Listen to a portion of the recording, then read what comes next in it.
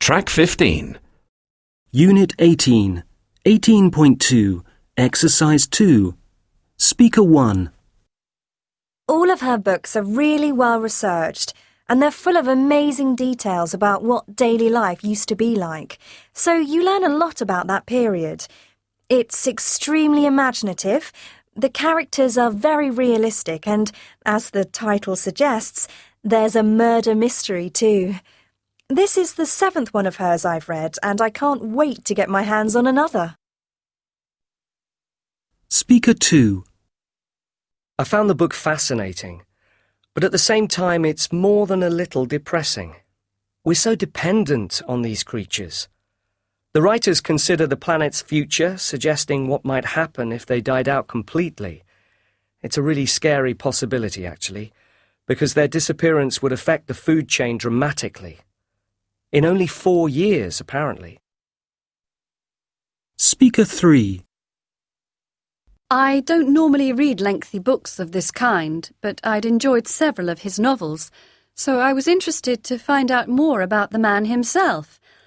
It's certainly comprehensive and thoroughly researched, but I have to admit I found it a little hard-going in places. The writer's own account of his experiences is so much more colourful. Still, it's worth keeping on the shelves to revisit one day. Speaker 4. A friend lent me the first book written by this author, which I enjoyed, but this one is loads better. It's the same character from the previous story, but he's a lot more developed somehow. It's set a few centuries ahead of now, and the vision of how a society so different to ours might operate is really powerful.